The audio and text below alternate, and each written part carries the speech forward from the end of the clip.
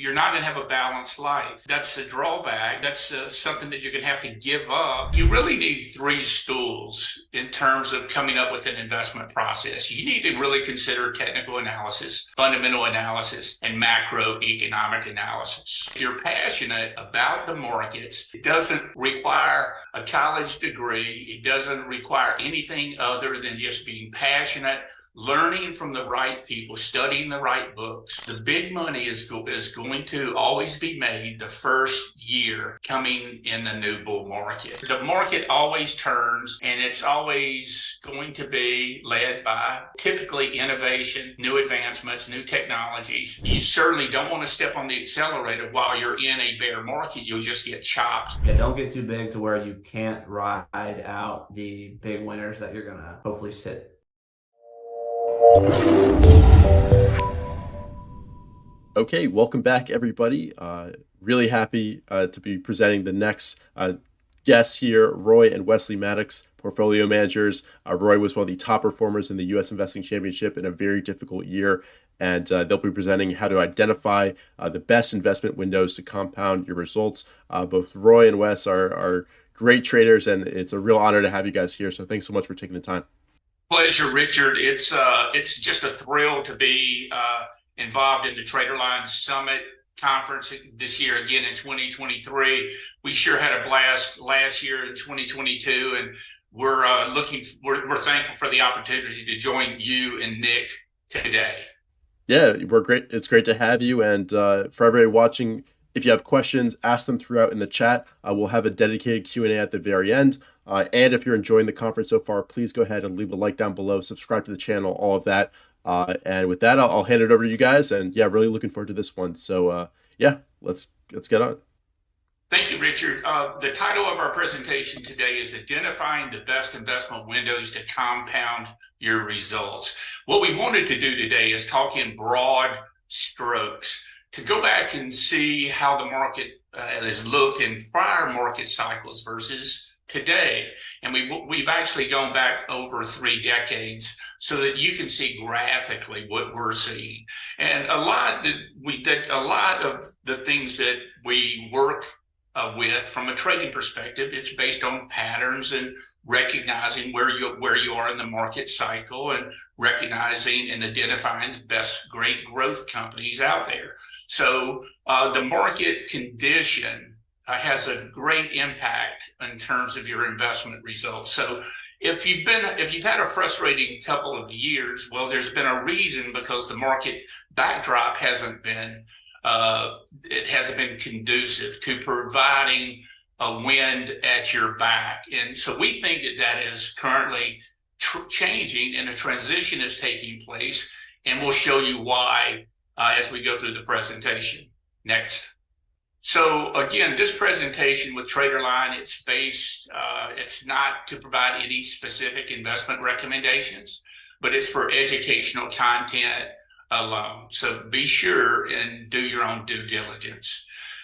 We have found, the West and I have found over the years that you really need three stools in terms of coming up with an investment process. You need to really consider technical analysis, fundamental analysis, and macroeconomic analysis. Next. Technical analysis. These are technical indicators that many technicians use, and these are widely used in our industry. You can find these the criteria and the definitions of all these technical indicators in many different books. I learned from Edwards and McGee in 1988 when I went to a seminar in New York City, and that's where I was first introduced to technical analysis. Well, that was in 1987, and then I met David Ryan and Bill O'Neill in 1988, and that really changed my life. So we're going to be talking mostly about the trend. We're not going to get into the individual things that we talk about in our meetups the second Tuesday of the month that we have on an ongoing basis, but we're going to really focus on typically the trend and some other breadth indicators. Next. Okay, this is the backbone of what we do in many of the the best performing traders adhere to. And this is, of course, the Ken Slim criteria that Bill O'Neill and Investors Business Daily have been articulating for the last 30 years. And it's this criteria has been researched heavily, and it's found in the book that William O'Neill wrote, How to Make Money in Stocks, that we all cite and we all look to to improve our learning results by continuing to study the techniques and tactics in that book. Next. And macroeconomic analysis is the analysis having to do with inflation, GDP, rate of change in these ideas. And it's also important to know where you are in the industry cycle and what the Fed is doing and where interest rates are, what they're trending to, and what's the forecast and things like that. So we think that there is work to be done, and it's important to consider the macroeconomic analysis. Next. Hedgeye Research is who our macro go-to guy is, has identified 4 different classifications in periods when you have the economic cycle changing and the rate of change changing, depending on the GDP is increasing and inflation is increasing or decreasing and so forth. And he calls those quad 1, quad 2, quad 3, and quad 4 models. Models and outlook. So we think that provides us useful information because it sort of steers us into what we think are the best industry groups and the best stocks in those industry groups. Next. Okay, this is the thesis of our presentation today. Okay, is the market in an uptrend? And many different investment gurus have identified what that means in terms of, are we in a current market uptrend, downtrend, or under pressure? How we view it, if we want to see the 10-day EMA above the 21-day EMA, we want to see the 21-day EMA above the 50-day, and we want to make sure the 30-week moving average, you're above the 30-week moving average for 2 consecutive weeks. You can also look at long-term charts when you're looking at 10-month and 50-month periods and the 200-week moving average and the 200-day moving average. You all want those to be in an uptrend. Now, IBD and Justin Nielsen and Mike Webster, they identified a period of time called a power trend. And a power trend is when the low is above the 21-day EMA for 10 consecutive days, and the 21-day EMA is above the 50-day for at least 5 days, and the 50-day is up for 1 day. And I think Richard just did a podcast with Justin recently where they went over this period. So I would strongly encourage you to take a look at that. Google that on YouTube, find it on YouTube. But I found that was just a tremendous podcast that those guys put together. Stan Weinstein, who was on right before us, he's going to be talking, or he talked about stage 1, stage 2, stage 3, and stage 4. And many of us who have studied the markets, of course, have his book in our library, and we learned a great deal from him in terms of knowing how he identified if we're in an uptrend or not. And Mark Minervini is another mentor of ours over the past years, where he has something called a trend template. And he talks about the market being in an uptrend when the 150 days above the 200-day, and you're in an uptrend. You're within 25% of a 52-week high. You're 25% off the low. And the 200-day moving average is at least turned up for at least 1 month. But he's also got a 5-month trend template that is very useful in terms of identifying various stocks along with the indexes. So we're going to study today, we're going to study the market internals after the bear market. See, so I had the opportunity to live through all these bear markets. I began in the industry in 1987, right after the crash. Actually, I started the week after the crash, and after finishing business school. And really, I didn't know what to do for the next 2 years. I had no idea, because in business school back then they really didn't teach you a lot about the market, other than a couple of cash flow, cash dividend, discount models, and so forth. Today, you probably have a much better opportunity to learn everything about the market in business school, but they just didn't teach that, other than some of the old mathematical formulas in terms of what's fair value and so forth. Now, I bet you could get a very robust education learning about the markets. But if you're passionate about the markets, it doesn't require a college degree. It doesn't require anything other than just being passionate, learning from the right people, studying the right books, having paying for the right resources, and putting real money on the table. So most of the great learning is going to take place from actually being in the fire and actually having money in the game, not just trading a hypothetical account. So it doesn't matter if you've got $1,000 to get started, or 5,000, or 10,000, or 100,000 for that matter. What matters is that you get the right tools and you implement the right techniques and tactics, and you learn those so that you can have consistent results over a long period of time. And studying these bear markets in the past, we think, when we look at this, we think you're going to see some similarities. So that's going to give you knowledge so that you can look back even 10 years from now when we go through the next bear market. By doing this and looking and understanding this allowed me to survive, and basically survive the 2000 to 2002 bear market, but really come out of the 2007 to 2009 great financial crisis in great shape. But it wasn't until I had a serious downturn and drawdown from 2000 to 2002 where I gave back half the money that I made from 1998 to 2000, which was enough money for me to retire back then, 25 years ago. And finally, we're going to review some of the leading stocks during these periods so that we can look and see, well, what did they actually look like, and what were the similarities that they had then, and have those similarities changed, or are they basically the same? And you're going to find that basically it's all the same. It's that the market has a way of repeating itself.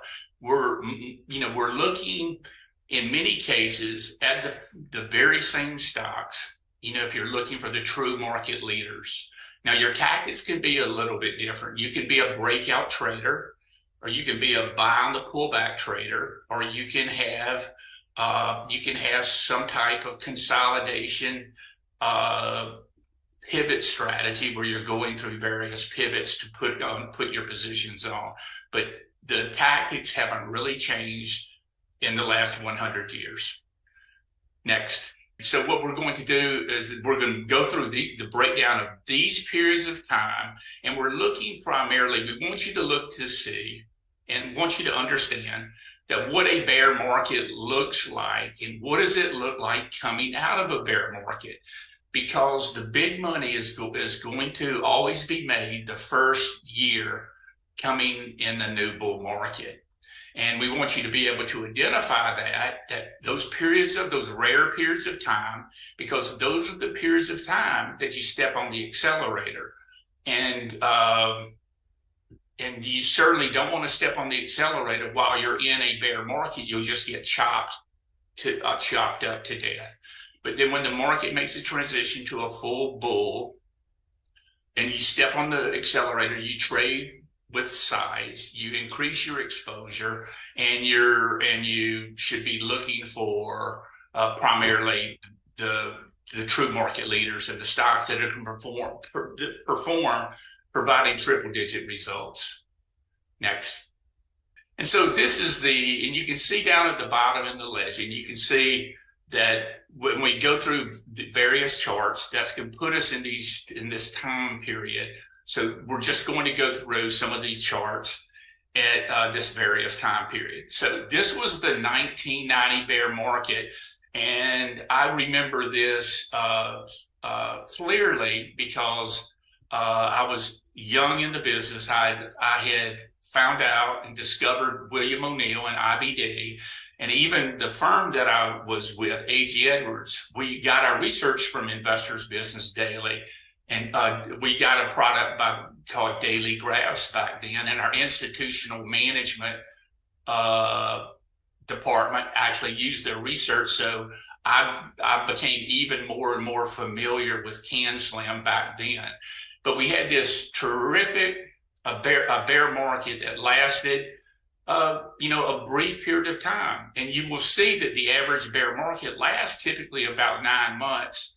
And a few of these bear markets that are doozies, that are once in a lifetime, we've had two once in a lifetime bear markets, 2000 to 2002, 2007, 2009, and I don't call the 29 to 33 bear market because that wasn't in my lifetime. So we don't look at that. But you had a big doozy in 73, 74.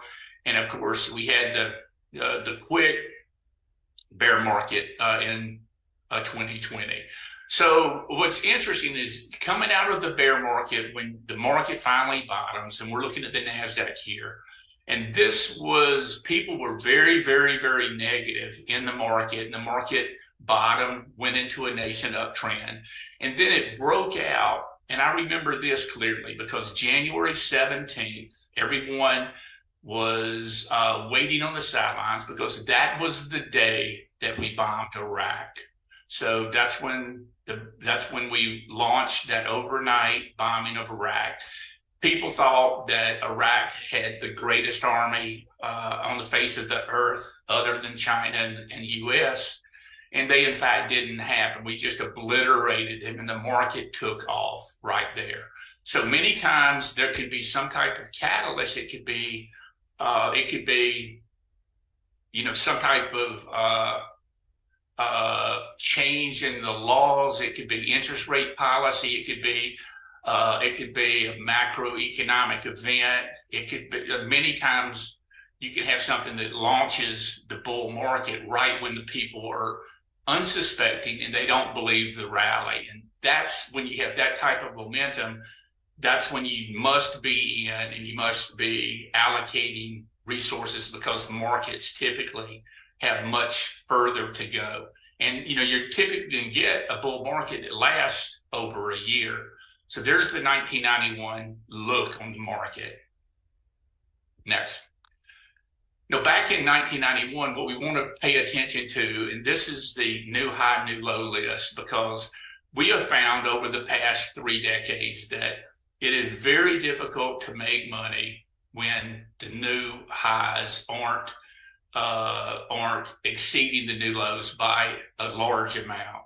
And in this chart, this is showing you the black information. Those are the stocks that are making new highs. And then the red on the chart below that's the number of stocks making the new lows. Thank you. And then the last chart, it's the net effect of that. Notice in the bear market how substantial the red was.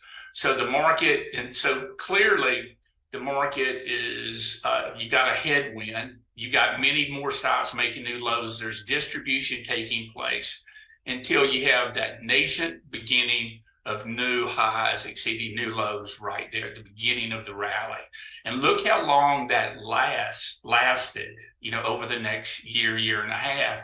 And that's a period where it's really easy to make money in the market. It's as if you're the greatest trader on the face of the earth, and it's not you. It's just the market condition is so positive and so nice for gains. When you have a period like this, you're able to identify stocks making new highs, many stocks making new highs, and and you have many times new leadership that takes place.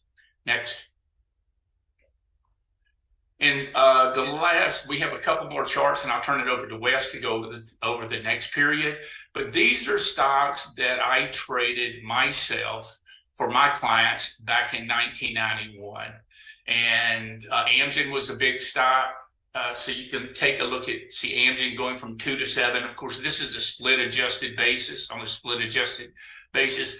And this was the reason that the stock went up, is they had a new blockbuster drug called EPO that became the best-selling drug in the world to replenish the oxygen in your blood. And they had triple-digit revenues, triple-digit earnings for 2 years. And this became one of the big winners out there. But let me show you something. And I'm going to point this out because in the beginning, I bought these stocks. I bought AMGN, Microsoft, Costco, Cisco. We don't have a chart of Cisco because it wasn't split adjusted on the stock charts, and it looked funky. But that was a big winner. But I had all my clients in these stocks. So I identified the right stocks that were having triple-digit earnings, triple-digit revenue growth. But I sold that first leg up. So right there. So I took this 20% gain. I took that 20% gain in all these stocks, and they went up many-fold over the next few years. So when you make this transition to a powerful new bull market, then you don't really want to sell the first 20% up. And Wes will be pointing out, I think at the end of the presentation, some of the stocks that we've had big moves on recently. And, we have a couple that were almost triple digits, and we didn't sell the first 20% up. So that's something that you learn over time and going through market cycles. You don't learn it from books. You learn just going back and studying your mistakes and seeing, well, how much did I leave on the table? What did I do wrong? So there's AMGN. Next. Here's Microsoft. Microsoft was making, look at this beautiful cup and then handle that Microsoft put in. And then it broke out in January of 2017. It's interesting that what Microsoft, this is when we had the PC explosion, and IBM was the leader back then, but Microsoft was the operating system using PC-DOS. But what was revolutionary and innovative was the adoption of a new operating system called Windows. And of course, we know what's happened with Windows over the last 35 years, but that really changed the world.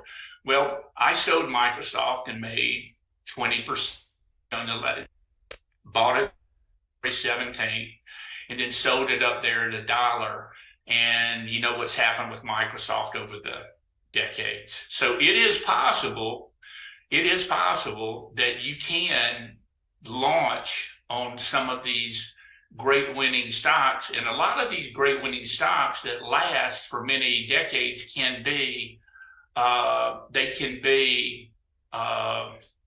game changers. They can change your life. But the downside of getting these true market leaders and never selling them is many times they have huge drawdowns, and the drawdowns are 50 to 80 to 90%. I think O'Neill or Minervini did a study that showed all the great true market leaders, 50% of them correct 70% of the time, and 70% of the true market leaders correct 50% of the time. That's much too much for my emotional backdrop for me to be able to hold something that can drop 50, 60, 70%, particularly if you have a big position in it and you're concentrated. And folks, let me tell you, concentration makes money, and you want to be able to concentrate. You want to have the great traders out there that have distinguished results. Many times they've got only 4 or 5 positions, and in a bull market, they're their own margin as well. So the positions are very concentrated once you identify who those leading stocks are. And of course, Nvidia is one of those stocks today. Next. Costco, of course, the great giant, and it's interesting because we just passed Costco the other day in the car, and I thought people were selling something to win the lottery. I mean, the people were coming out of there like ants.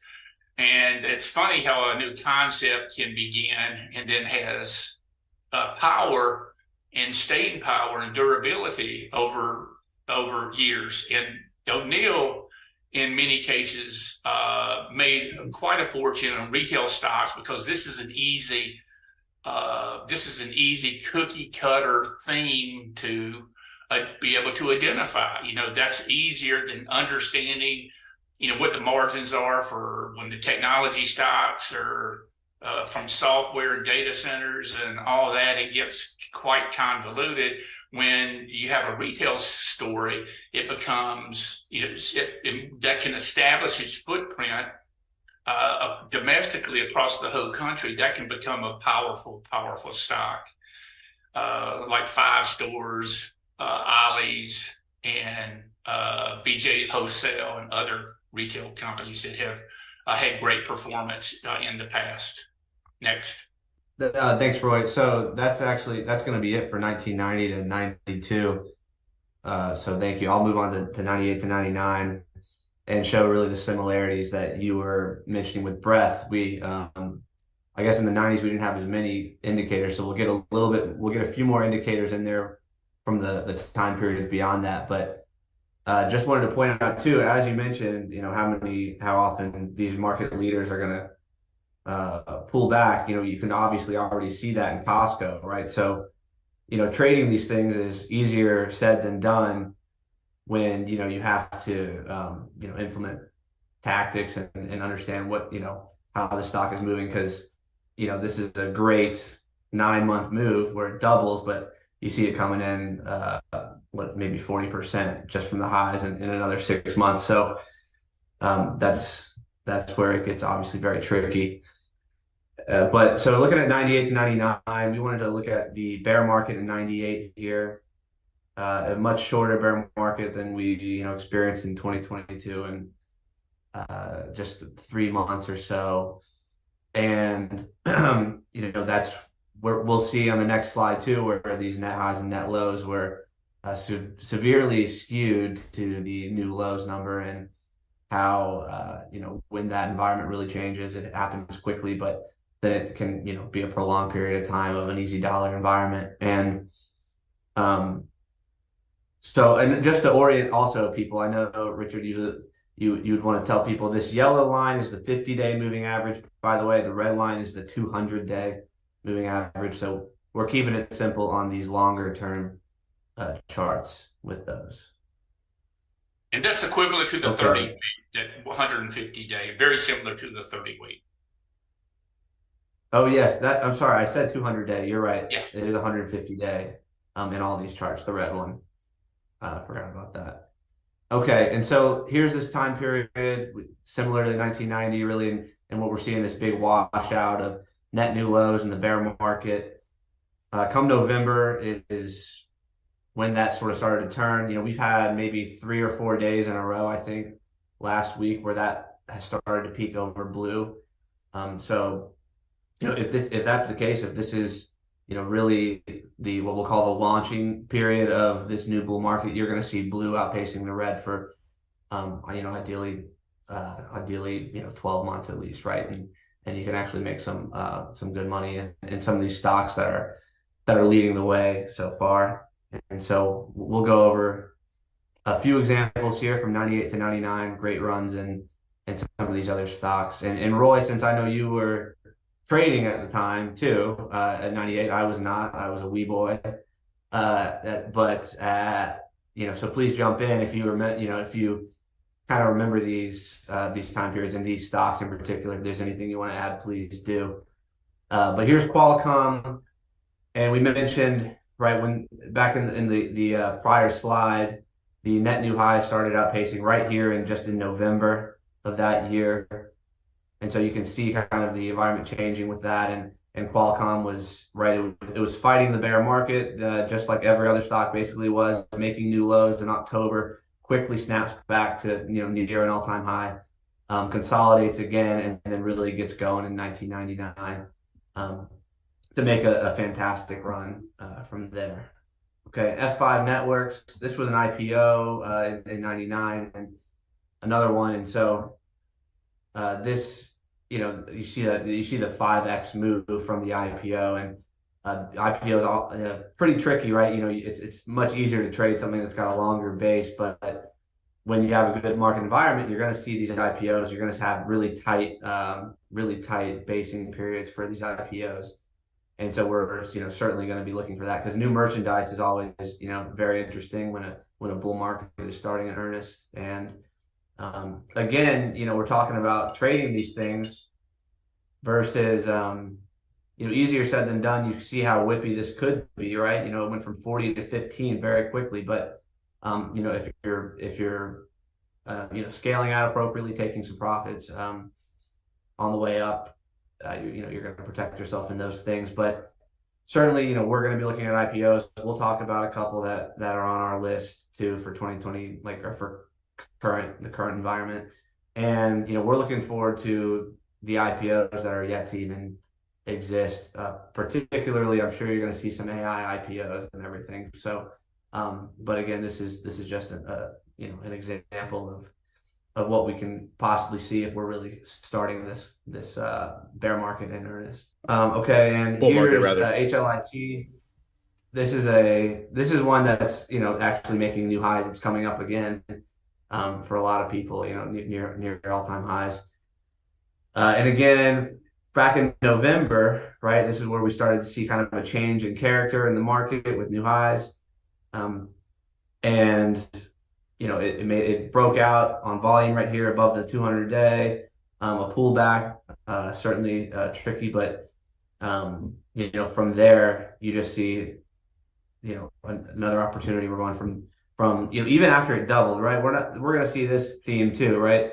There's plenty of stocks that have gotten beaten down so much. They're down. It was down 50%, right? It's already doubled, but the move is just starting on a number of these things. So it's something we'll go over too more in the next periods, because it is going to offer you a lot of, I think, a pretty good risk reward, right? When these things are down even 80%, have doubled off the bottom from there. There's still plenty of upside for a lot of these beaten up names. Let me step in and say something briefly. We're seeing a couple from your mentor, Richard, Eric Wish. You're seeing a couple of these. We're seeing a couple of green light breakouts. For the first time, like Nvidia is in a green light breakout right here, right now. Mm-hmm. And so that's important knowledge. That's important to know. And so, think about, for the viewers that are listening to this, don't think about the last 100%, but think about where these things can go. And IBD did not a study, but O'Neill had a column that he started about 15 years ago. And it was, I think, titled America's Greatest Winners. And it showed like leading stocks, and it showed the duration of the move that lasted a couple of years in all these stocks. And so, for a stock typically that goes up tenfold, it's going to go up, it's going to consolidate, they're going to have 3-week tights, there are going to be digestion periods, and it's going to march higher and higher as long as their earnings continue to grow. So we think that we're at the beginning of identifying some of these that can have, multi-year potential moves. And I think that's where the focus should be, is try to identify those and not scrapping out 5% on a trade or 10% on a trade. We think now is the time to get big money involved. Next. Okay, I'll go over this last one for 98 to 99. It's VeriSign, and you'll see how quickly these things bounce back, and it'll be a theme, right? They're making new lows, and all of a sudden they've snapped back, and they're just 15% off highs. And, this one clearly, right, this big breakout on the day, where you're seeing that, whatever it was, November 2nd or 3rd in 1998, where you could see it switch to net new highs. This is the first out the gate. It's above the 200 day, or 150 day here, on volume after, brutal bear market consolidation. And you get the pullback too, right? So these things are also going to get, they're going to give you multiple opportunities to get in. Don't think, right? If you didn't own anything 2 weeks ago, you possibly were chasing a little bit this week if you bought, and you have to remember, of course, you're going to get multiple opportunities to buy these things if they're going to embark on this huge run up, right? Like Nvidia is. It gapped up and it's going to come into the 10-day. It'll come into the 50-day at some point in time too, and it'll give you multiple chances. So, but like Roy said, it's we think this is kind of the beginning, and you try not to take these 10% moves, right? We want to get these things right here. Breaking out in November, we want to sit, and hopefully wake up in the year with these things, just off to the races. So we'll move on to the next time period. Okay, and I'll take over here for this time period from 2002 to 2004. After the massive bear market that we experienced from 2002 to 2000 to 2002, then we made that transition. For many of you, if you're not aware, the NASDAQ actually dropped 87%, 78%. The Dow dropped 87% in 23, in the 1923 bear market. So this was similar to the worst period in history. So this is going to go down certainly as one of those generational bear markets that we will probably never see. We'll probably never see devastation like this again. But that's coming off of the internet bubble from 1998 to 2000, where everything that had a .com by its .com by their name and just exploded higher. And analysts back at that time were valuing companies based on eyeballs, not having anything to do with earnings. It was great. It was quite a bubble. So coming out of the 2002 bear market, we had this pullback. We bottomed in October, got a rally up. Then you had a number of retests, but the market didn't start to go in earnest for months later. So like October, November, December, January. So 1, 2, 3, 4, 5, 6, like 7 months. It took 7 months of bottoming before stocks started showing up. Next. And we didn't have the breadth indicators back in the prior periods of time on stock charts, but we wanted to show you this is what we identified with the launching phase of the new bull market. So the transition out of the bear market to the launch phase, and the launch phase happens when the percentage of stocks above their moving average, you can see they start moving up, and you've broken this downtrend. And that's when we call that the launch phase. And once the launch phase took place, and this is the preliminary launching phase, it stayed above 50% for the next year on average, all above 50, and the indexes moved higher. That gave you great opportunities to make money after that bear market in 2003. Next. And the percentage of stocks above 200, you can see where it broke out. So even while the indexes bottomed 5 months ago, that's the point we're making, you didn't break out until 5 months off the bottom. Next. And we're looking at the 80 line. See, notice in the bear market where the 80 line is going lower and lower and lower and lower. Even when you made the October bottom on the indexes, then you had that rally and you still made another new low on the advanced decline line. And that's an environment where it's impossible. It's impossible to make money. It's very, very frustrating, impossible. And it's either worn you out or chop you out by the time this launch phase takes place, and then you miss all this opportunity to compound your results. And again, the title of our presentation today is identifying the windows of opportunity to compound your results. So you got to get through the bear market, get through the consolidation phase, and then identify the launch phase. And now that's when you should be able to compound your results. Next. The net new high, new low list. This, of course, we were talking about this before. We want to look at the which reflects stock participation as well. The stocks making new highs, and you can see coming out of that launch phase, then in March, April of 2003, that is when we started really having a rally that was not just beginning, but was substantial, and it lasted for quite a period of time. And we think these are the periods of time that you can, if you get a market environment like this, this is when triple digit possibilities are possible. And going back during all these phases, I think I've had triple digit years coming out of the bear markets.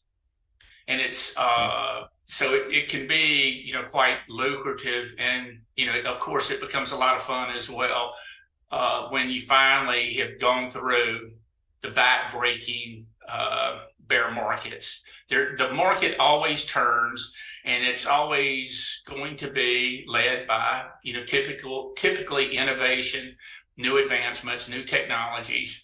And, it can come from biotechnology, it can come from AI, it can come from robotics, but for sure it's going to increase productivity of Americans, our countries, our companies, and people, and we will benefit from it.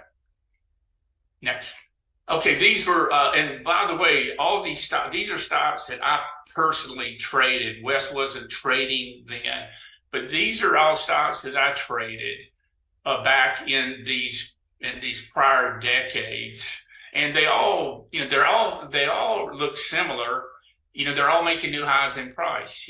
This is of course Taser, and this was a huge winner for everyone back during that. This was like Tesla. And, for that period of time. And I've got to tell you that Tesla was it's the biggest and the only true market leader that I think I've missed where you miss generational changing money. You had an opportunity, you had an opportunity to change your lifestyle. And I tried it about 3 or 4 times, and trying to buy the breakout, and just got frustrated. I was in the stock early, and then finally, when it did break out and go, I didn't participate for that period of time from Tesla, which that's going to hurt me for the rest of my life. I think I might put that on my epitaph. He missed Tesla. Next. Faro, an instrument company that, again, that was a leading stock in 2003. You can see this is a 10-bagger. So there are going to be a number of these companies. It could be Internet of Things, Samsara. It could be Next Tracker, NXT. There's going to be new companies that are out there that are going to have that can potentially have amazing moves that no one knows about them yet. The general public doesn't know. And I'm sure back in this day, no one knew who Faro Technologies was, but you had a 10-bagger right there. Next. Cal-Maine Foods, they make eggs, same type of scenario, coming out of the bear market, made a new high, and then you had a 5-fold move in a year. Next. Okay, thanks. And so I'll take over again here. Okay. We'll go to 2008 to 2010. And I think you'll start to see some parallels hopefully by now with the first 3 and continue to. But this is the look at coming out of the financial crisis. So we bottomed in March of 2009. And we went ahead and highlighted this Zweig breadth thrust that happened in March 18th, 2009. If you're unfamiliar, it's an indicator coined by Marty Zweig, and it has to do with the up volume outpacing the down volume. So the stocks with that are down for something like 10 days. I guess you can look up the specifics to see how that's calculated, but it basically shows, huge upside participation in stocks and a drying up of new lows as well. So, we wanted to mark that because we also saw that, I think, March 31st of this year. So it's an interesting thing to take note of, and we think it is important, and it is an important signal to realize we have seen so far. And you clearly did a pretty good job, very close to the bottom in this particular bear market, calling out the change in character there. And we'll go through the same type of breadth indicators that we just did. And this is the stocks above the 50-day moving average. You'll see again, breaking the downtrend line that was made here. And with the, just a few days probably before that Zweig thrust signal was given in the middle of March. And so, I think something that's interesting too is, of course, back here, what you can't see is there was a breakout in this percentage of stocks above the 50-day as well, right? So that's a false signal, right? That you may have been sucked in on. I think when we look at the current environment, we may see the parallel to that might be what happened in February 1st, right? Where there was so much improvement, a lot of participation in January, and then you got sucked in. And so, with a pretty sharp pullback with the banking crisis and everything. And then we're going to see that we saw this breakout again, or we're going to see this breakout again in the current period. So, you are going to get some false signals, but this is what we're looking at. And there, with that Marty Zweig thrust indicator too, kind of confirming that, and just in general, stock action improved from there. But we'll move on to the percent of stocks above the 200-day. Similar idea, right? And notice that actually this is a bit different, right, versus the 50-day. If we go back this slide, right, the stocks above their 50-day, yes, you could have gotten that false signal, but the 200-day, you really didn't get much life in that because these stocks were still, in long-term downtrends after a horrible bear market. So interesting to see both things kind of confirming this launch phase that we're calling it right here.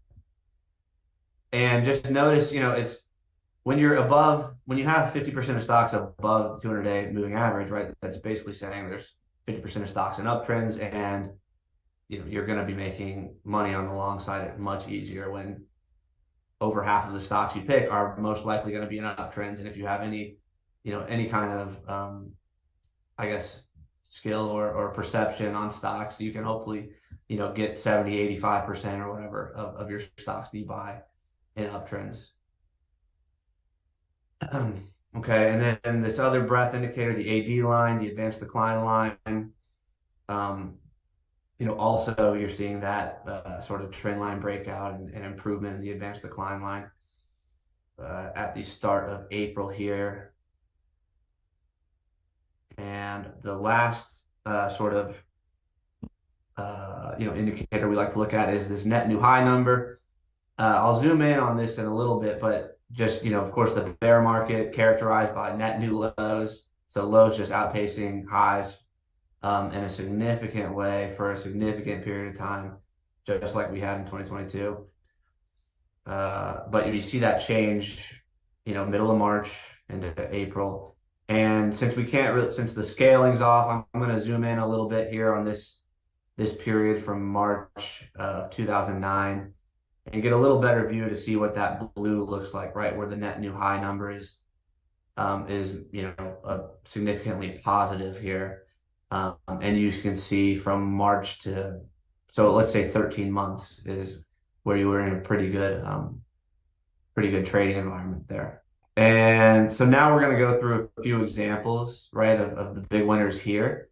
I think we have an interesting kind of duo of sort of types of stocks that did well coming out of that bear market.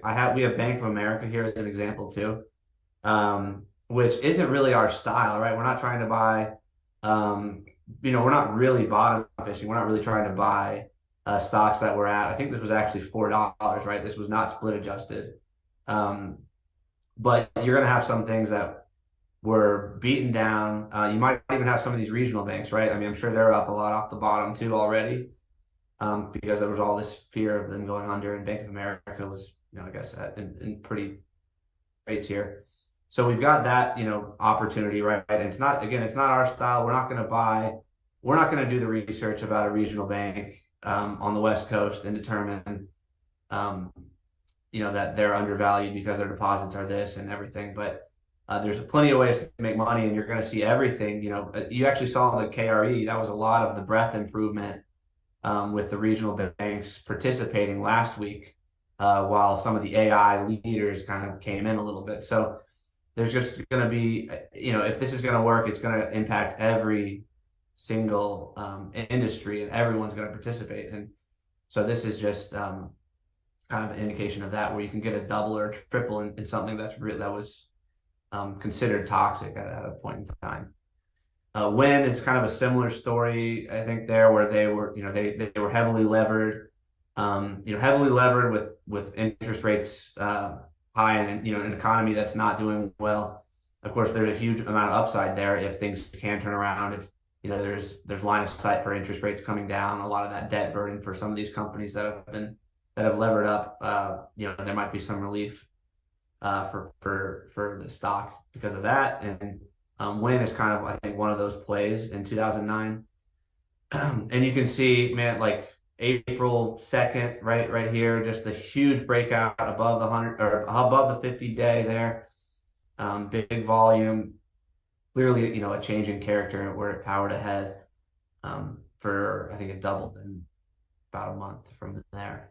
And, this was interesting for me too, because I'm old enough to remember this market and everything. And Apple, right, it was a prior leader. And I know there's been a lot of discussion about prior leaders being the next leaders and how that seems unlikely. But you look at something like Apple and you compare it to also what we just looked at, Bank of America and Win.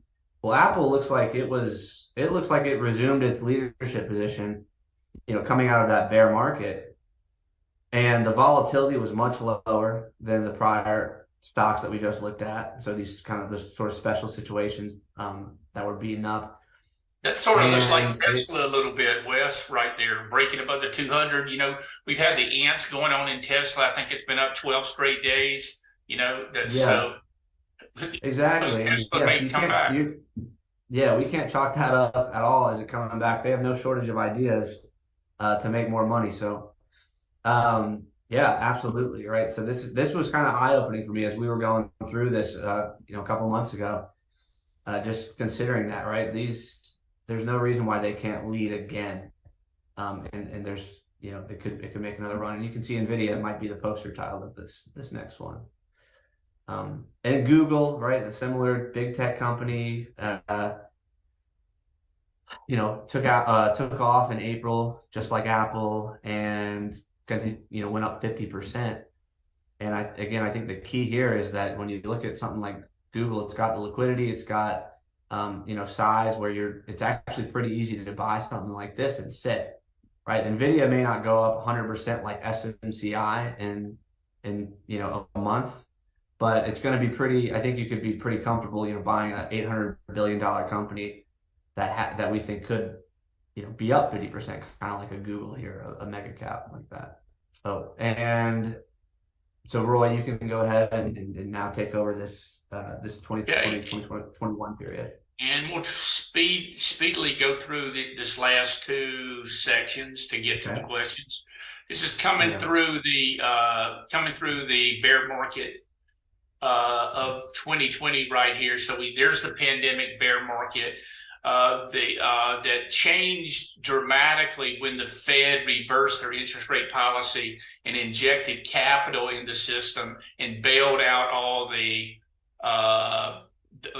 bondholders. So at this particular time, there's every bull and bear market, it ends differently. It begins differently based on things that are happening. The bear market in 2020 ended. We averted a national disaster when the Fed came in and supported the market through injecting liquidity into the system and guaranteeing that bondholders would be made whole, much like they did, like they've done at the regional banking crisis recently. And so we immediately took off. We had a follow-through day. You can see the big follow-through day off the bottom. And then this became a tremendous year, and we had many different stocks in this particular time that excelled. This is the year that I came in second in that U.S. Investment Championship with a 214% gain in this year, going after the whole year for 2020. Next. And of course, you can see the launch phase, see where the percentage of stocks above moving averages broke out, took off. That was just a clue that supported the market trend was changing. Next. The launch phase there, percentage of stocks above the 200-day, the market started to broaden out, which is what we're waiting for to happen right now. And so the market did, in fact, broaden out. And you can see the advanced decline line. We went from a downtrend to an uptrend, and that launched the new bull market, or that gave you clues that the new bull market was beginning. And of course, coming out of this very rapid bear market, we immediately moved to a new bull trend that lasted for a year and a half of mostly blue and new highs eclipsing new lows, and that's significantly. Next. Oh, some big winners, DocuSign, of course, from 2020.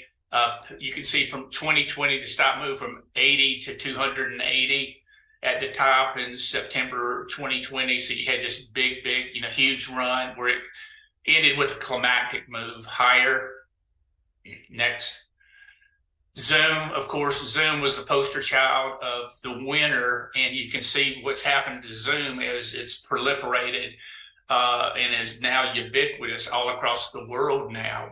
We actually are opening clients. We've opened accounts all over the world now, and from Zoom, just having Zoom meetings, which is incredible that this technology has become so useful and led to so much productivity for corporations across our country. But you can see the big move from Zoom from 100 to 500, so that there's a five-bagger move, but you can see where it blew off to the top, and that was the end of the move. Next. Peloton, another big winner, of course, the exercise company that blew up after the massive move from 40 to 160. And you can notice also that you had this first move, then you had the massive pullback, and then you had the next move up. And I think if you look at DocuSign, Zoom, and these companies, you had the sort of climactic action, a pullback, and then a retest of the highs. Some actually made a new high, like this is a stage 3.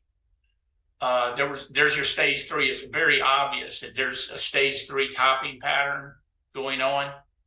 And so there are clues in terms of like being able to decipher and interpret what the charts are telling you based on accumulation, based on volume and distribution and so forth.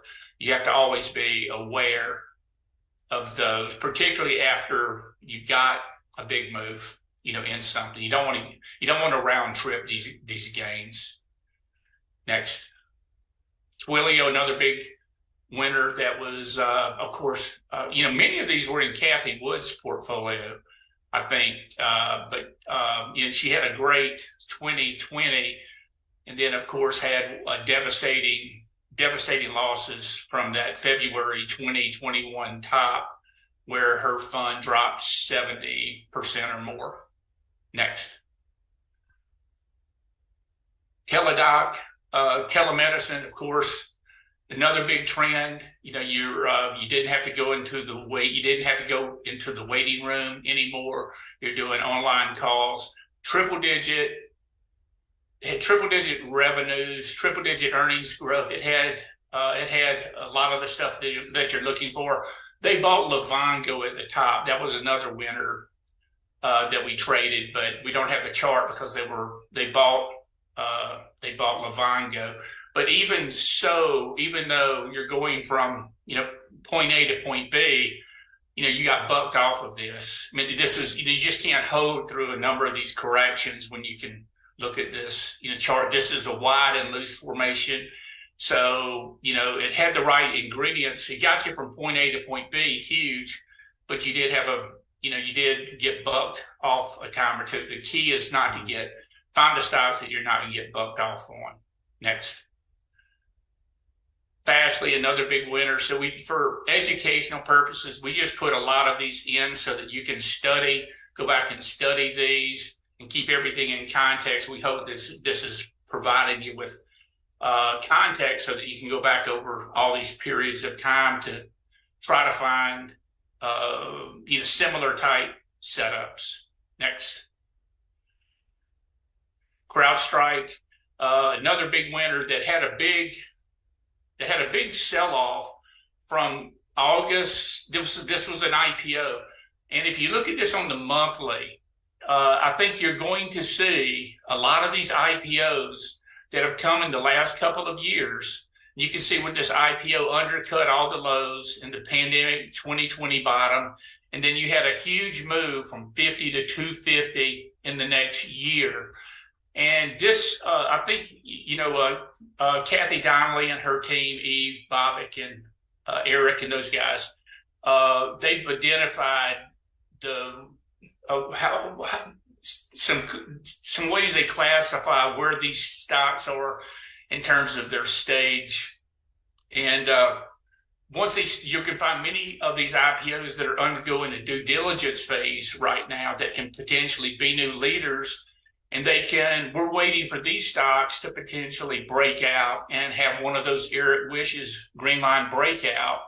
I think that's where some of the big monies can be made in 2023. Those stocks that set up, and particularly on the monthly that go to new highs that are making new highs for the first time, in quite some time.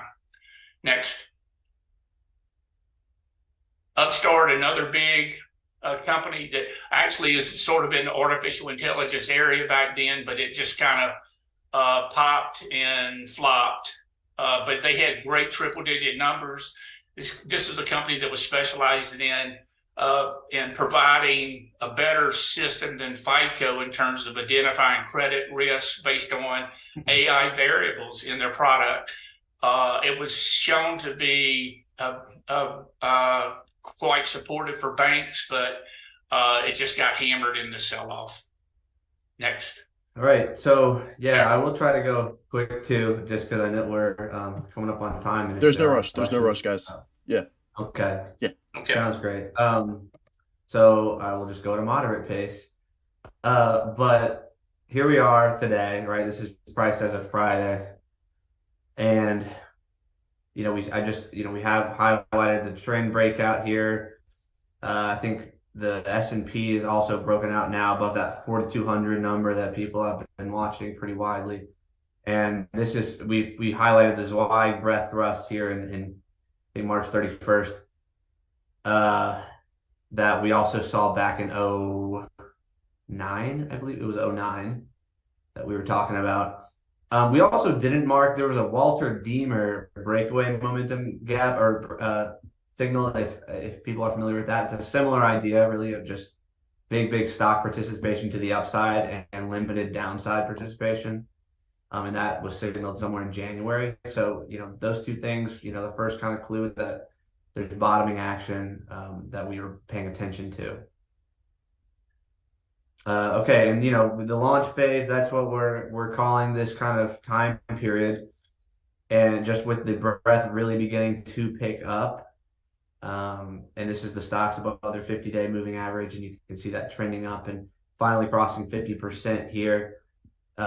we did see this. I think I mentioned this too at the '09 sort of bottom, where there was potentially a false signal here, but you get that shakeout and then nobody believes it, right? This was the banking crisis. News is terrible. We're going into a recession and every regional bank is going to go under was the story, right? And here we are, we're back at new highs, and the breakout worked. The breakout really worked this time, right? We consolidated and it looks like we're kind of launched into the bull market here. And that's only been 20 days since we've broken out this downtrend. If we're going to get a bull market that lasts a year and a half, we're 20 days into the bull market. The real bull market. Right. So here's the advanced decline line, really showing the same thing. I guess to really a lesser extent, clearly from there, but just kind of confirming the signal here that we get this pretty powerful breakout on the NASDAQ back in May. Okay, and then the other point, as you mentioned, we're hardly into this, right? This is like 6 days of sort of new highs outpacing new lows.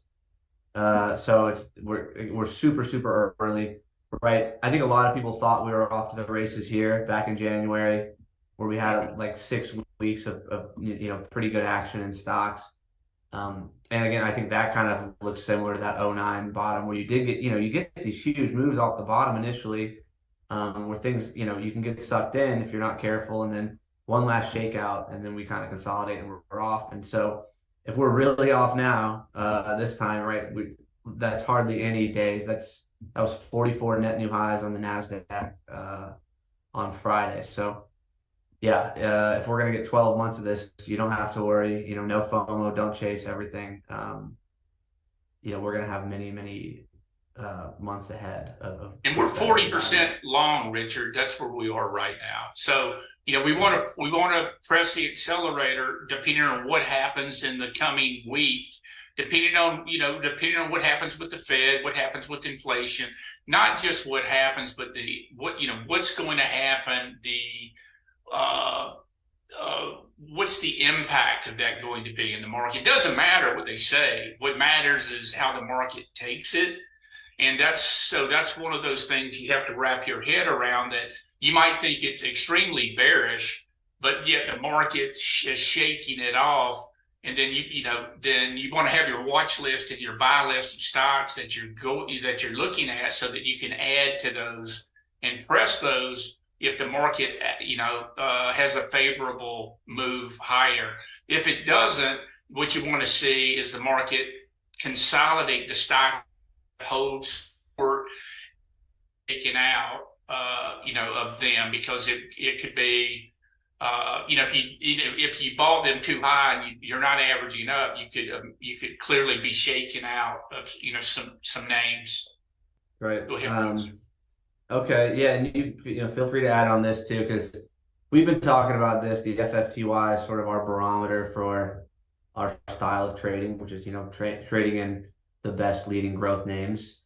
And you can see we just want to make the point, it's been out of favor, right, for a year and a half or more, and we sort of bottomed for the first 6 months, and it looks like we're just about there to sort of break out and see the style sort of come back into favor. It's certainly been long enough for a bear market in these kind of names, and you can just see us turning right here and trying to take out this sort of 24-ish level that we've seen be hit a few times already this year. And Richard, if by chance this indicator has bottomed and it goes from 24 to 30, you're gonna find stocks that go up 50% from here. Right. A move from there from 24 to 30, 25 to 30. These stocks, the leading stocks that are making new highs, they're going to go up 50%. So we think it's a great opportunity for, I guess the word, taking on asymmetric risk, I guess. Yeah, potentially really good Right. timing with this conference. It's interesting. Yeah, exactly. Yeah. That's why we're so excited about looking at this, where we're 2 weeks into like the potential trend change, and we're right here and hopefully it benefits many of our followers and your followers as well. Yeah, and could I jump in with there's a question that I think is worth bringing up before we move on. There's someone who mentioned that even though it feels like, even though it's only potentially 20 days into a new uptrend, it feels very extended right now. What would be kind of your thoughts on that? And maybe, some perspective looking at these historical precedents. I mean, it may be extended. It may be extended for. We don't. I mean, it depends. It depends on how you evaluate that. We're going to have Nvidia here. We think that Nvidia has based on their technological innovation, based on the guidance that they gave. I mean, we think there's no way the stock's not going to be at $500 in the next 13 weeks. Because of their earnings power, not just momentum. So you got something, you got a new technology improvement narrative and variable that is truly improving earnings growth. And when you listen to like the Palantir CEO and you look at the Nvidia numbers, we think that we're very, very, very early in AI, in generative AI, and the adoption, and it's can all be centralized. I mean, Nvidia's can play a big part, along with ServiceNow, Palantir, Adobe, other companies. So we think that while these things may look extended, they're not going to be extended if we go back and look, a year from now to see what the price is, what are the true prices. A year from now, that value is going to be reflected, we think, higher. But short term, the market could pull back next week, but we think you buy the pullback. We think if you have your buy list and the stocks that you're looking at, if they come back to support, we think that those are buyable and that they're going to hold support. If they don't hold support, then of course, we'll be stopped out of them. But only a few names, of course, are very extended. As everyone knows, seven stocks constitute all the gains in the S&P or all the gains in the NASDAQ 100, 40% of the gains, I think, in the S&P 500. That's not many names.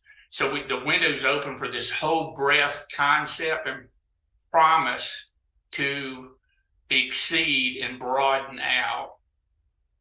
And if it doesn't happen right here, maybe it happens in the next 3 weeks. But we see this subtle change in this transition where we think that it's going to be easier to make money now, but you're going to have to, again, use progressive exposure and keep your positions smaller until you have those gains built up, and then you can go, much larger.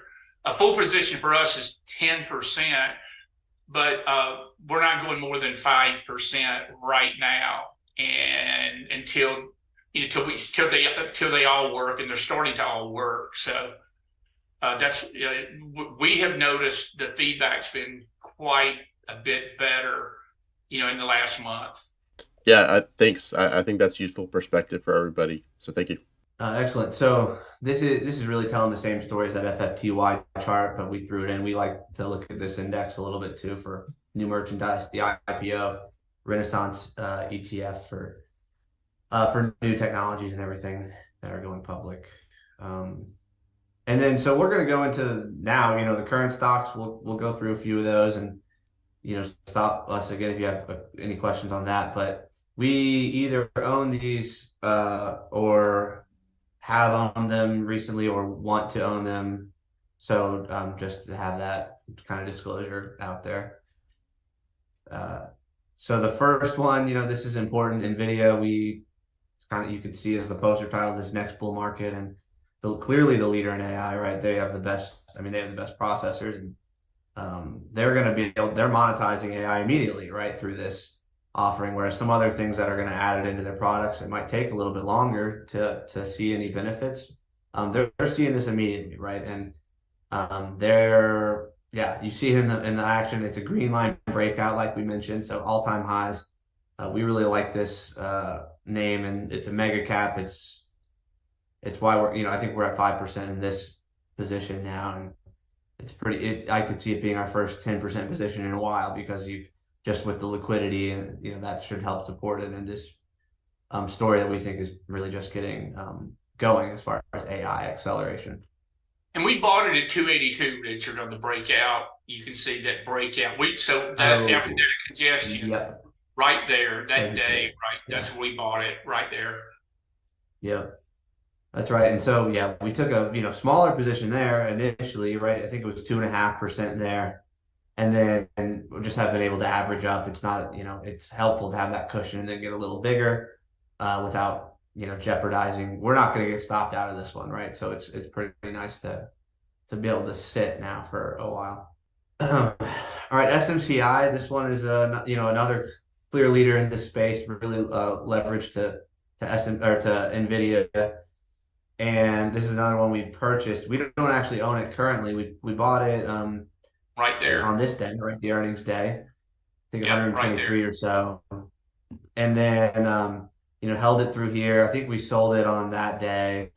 Right there. So another thing where we're so early in this, and the feedback's not been great for so long that we're still small, right? That's kind of the predicament you're in with catching the biggest winners out the gate. You're going to maybe be too small if you're doing this progressively, right? But really good feedback, and happy to get a really good trade, and this is a one that we're looking for at a pullback. It's to probably go back into this, right? It's going to be tough. It's made quite the move. It's doubled, right, and from or more than doubled from that earnings breakout, and definitely one it's on our want list to get back. But that's going to take weeks, Richard. That's going to be weeks for a base to set up. We're not going to just buy it coming back to the 10-day next week or the 21 days. It take weeks to consolidate. Right. Yeah. If you look at it, it's almost it's probably like 80% above its 50-day. Is that right? So extended. Yeah. So I mean, talk about extension. This is extension right here. Yeah. Right. And if we remember, I was going to say, looking back at the prior, periods we were looking at too, there were a number of these that we see these parabolic moves. They go sideways. It could be 6 months, right? It might not take out 260 for that long, but then you're ready. It's on our list, absolutely, because of the earnings power and the action, right, and the AI leverage and everything. So you just have to have this on your want list at the right buy point. And think about this: it's going once they split the stock. They're going to split the stock because it's a smaller cap, a smaller number of shares outstanding. It's not going to look as extended either. Once they split it down the road. So. Yeah, and I was going to ask, this amount of extension early, it feels parabolic, and it kind of is. But it's kind of a sign of strength this early in the move, right? Versus, we've already been in a bull market for quite some time. It's a different feeling, right? It's a sign of potential things to come. Like you said, it might have to set up a base for 3, 4, 5 months, but you got to keep it on your radar, especially if earnings come in, sales, all that. And think about this: just move your decimal places, like play that mind game. So if it broke out at 12, and now it's 26. So it broke out at 12. Now it's 26, went to 26. I mean, it can clearly go to 52 or 100, It could be a 10-bagger. Over time. Right. Okay, and Celsius, this has been on our list for a long time too. And it is funny because we're back in a lot of things we have tried before, right? So Celsius, I know we were buying it in 2022. I'm not sure exactly where. At this point anymore. We may have done it some in July and August, or August, but now again, just like SMCI, we kept this on our radar. We know the earnings growth is crazy. We know the distribution deal with Pepsi is kind of potentially the game changer. It's kind of got heavy short interest, good earnings report, and follow through. Didn't come even into the gap, right? So it's just one that we've continued to monitor, and we've been able to build that position up too. And we still like it, of course, right here. So, okay, Duolingo, another one, IPO, right?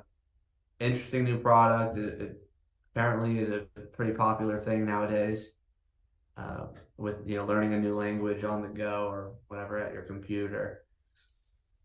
But good action. We saw this sell off. I think this was with it was with Chegg. Chegg reported like super bad earnings or expectations because of ChatGPT. So this kind of came off in sympathy with that. Really nice to see it roar back, right? So SMCI, had that roaring back action after getting crushed a few times. So that's certainly a sign of strength that this thing, doesn't want to be held down. And it's on our buy list as well. But the real move takes place when it takes out the IPO price there at 200. There's the real move, going from 200 to 400. Yeah. And that's what, and so we'll look at that too. I mean, that's what we're buying some things not at all-time highs, but there's still, right, there's a lot of upside to get to the new high. And then just like CrowdStrike, right? CrowdStrike that we looked at as an example of that IPO, that thing was up 60% to get to the new high and then went up, another 200% or whatever it was. So that's hopefully what we're getting at with some of these. And Uber is another one that we're looking at. It's liquid. It's kind of a turnaround story, right? They've never been profitable until I think the last year or two, and there's really good earnings growth there. And you see the institutions piling in all these, huge spikes in volume. The last earnings report, right? That was an earnings report as well, and good follow through. Actually, a pretty good day on Friday. For that, near all-time highs or a 52-week high, right? And that's the other thing we've talked about, me and Roy, a bunch. It's like the 52-week high list is going to be populated by plenty of things that are not at all-time highs. This is one that would have been on that list Friday. Palantir is the AI software leader, I guess it appears, right? There's a lot of enthusiasm with this, and we're in it. I think we initially bought it on this day and have averaged up, but what drew us in was watching this move, after here was earnings, right? There's the pullback and then follow through. And that day, it was the first 30 minutes of trading and it was up 3% on 1,000% more volume, and ended up being up 5 or 7% or something in that day on 1,000% more volume than average. And it's just continued to watch it go straight up and piling in. That volume is a clear character change in the stock, and it's one also that looks extended, above the 50-day and everything, just like SMCI. But like you said, I think it's strength. I think it's just unbelievable strength to see it just march straight up on huge volume. And here's the high, right, of the IPO. That's what we're trying to get in early. And then the move starts at, I think the high might have been closer to 40 back here further, but it's certainly giving you the signal that people are piling into this thing the last month. Yeah, you can see the really poor close though 2 days ago, Richard. Of course, that distribution there. But I remember I had a big winter square in 2017, and if you go back and you study that, it had a similar type move. So it's up 50%, has a nasty reversal bar, and then that's nothing in this the scheme of things. Once you take that out, as it makes new highs. And looking forward, but a very nasty distribution day right there, where that's climactic, parabolic, short term. So it needs more time to just go sideways, and it just needs to build. Needs a little bit more time, we think. But we think this is like any one, in this stock. So yeah, look at the rampant volume. The average volume is huge. Institutions can power. Yeah, go ahead, Richard. Oh, I was just gonna say there's a question about how you guys are taking into account overhead supply when you're looking at these names and potential ideas. So that might be a topic worth touching on. Some of these, most of them don't. It doesn't matter because it's been a couple of years. People were washed out, they sold out, and I remember, remember what you have to have new. You've got to have an institutional flood of money come in. There's got to be some type of change. Here it was their earnings report, and you remember when Facebook broke out. Facebook broke out in 7/25, 2013. And that's when they monetized their on earnings, and they were monetizing their ads. So something changed. And Right. Facebook, remember, Facebook had all this overhead as well, but something changed, and a fundamental change took place. We think a fundamental change has taken place here, and we think that these guys have a really big head start on everyone else. And their product is much superior than, say, AI. Although that's gotten a lot of press with Tom Siebel as the CEO. Okay, we'll So go here. context. Yeah. Yeah. The ONON, I think this has been on people's radar too. IPO, we know that it's a simple product, right? Everyone knows the shoe, and it's a great shoe.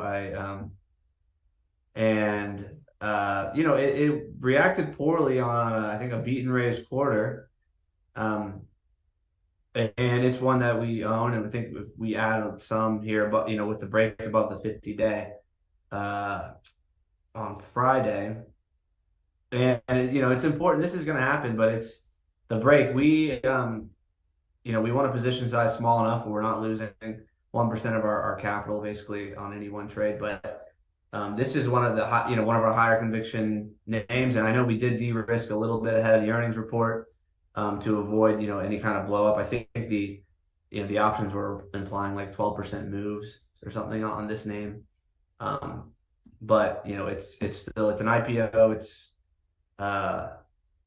got great earnings prospects, right? And then we know the product is great. And one of the things, like if I had been investing when Lululemon was at a younger stage, I would have taken my wife's word, to that. It's just an incredible product, and she loves this. All of her, nurse friends wear them to work. They're the most comfortable shoe. A lot of people I work out with wear them. And so that's, sometimes that can be simple enough to let, if you understand that,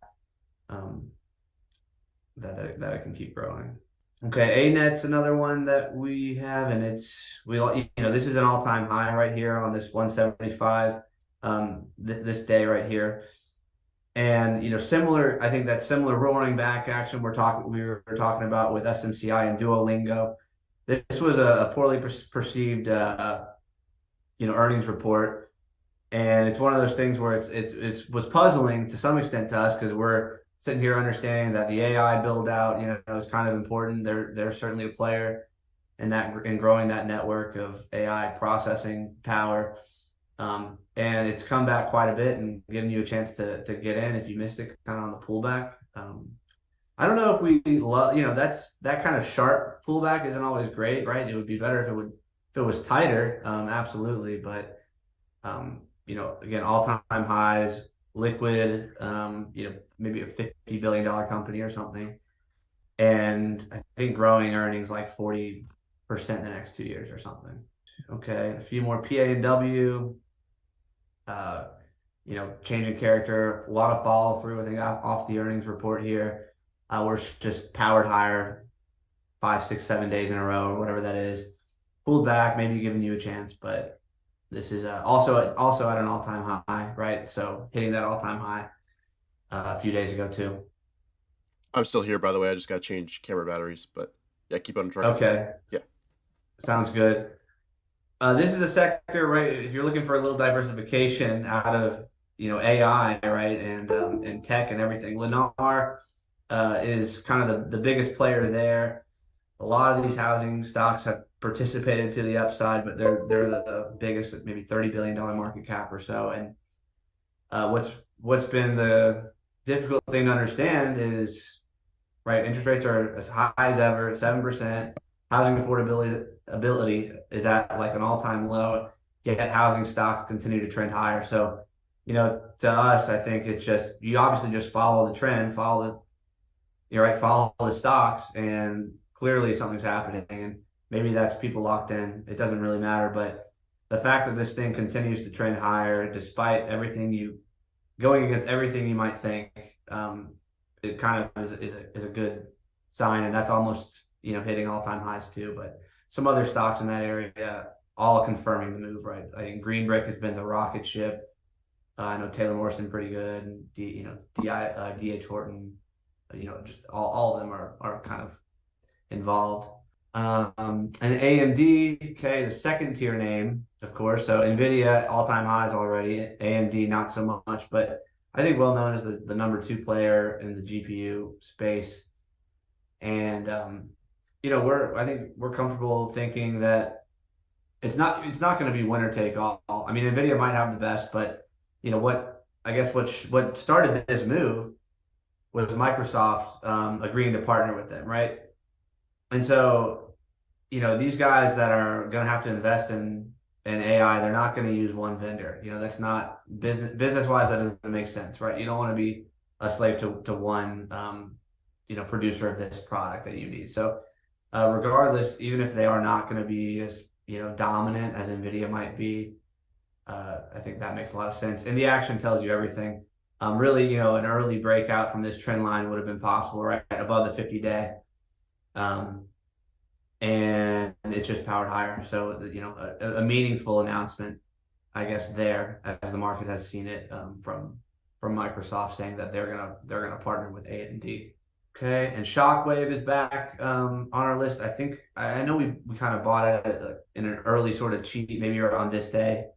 And so I've been able to kind of hold through some of this volatility a little bit. There was a buyout rumor at one point that fueled it even higher. But if you look at a longer term chart, it's close to all-time highs. We own a little bit here. We want to buy. We want to average up. We love to see it take out this 300 number on volume and hopefully start the move. But huge earnings growth forecasted, a good product. Some of our we know a few cardiologists that have that use this product and know how great it is and everything. Okay. And then Inspire Medical, another medical product company that we're looking at, also near all-time highs. And something we've been watching, it's the company that has that sort of minimally invasive surgery to help with sleep apnea versus using those machines.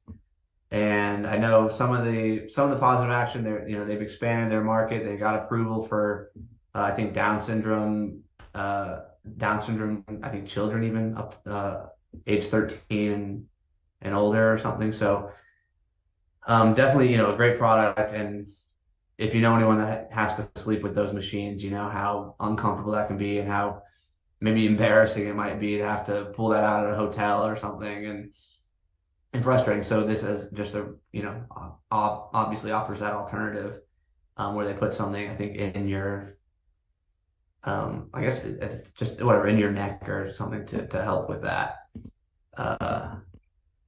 But that is actually it for our planned presentation.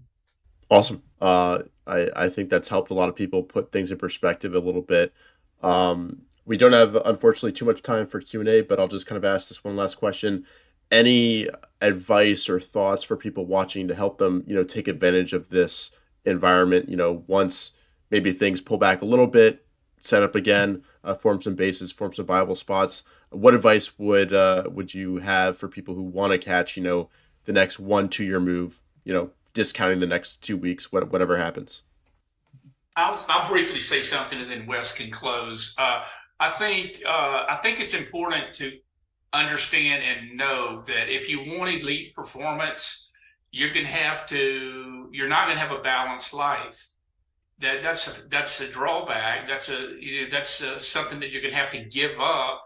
If you either eat, breathe, and sleep it, the markets, you're not going to have elite returns unless you put time in that Kobe Bryant, Michael Jordan, and all those guys, Larry Bird, put in terms of practicing. So it doesn't come easy, but the rewards are infinite.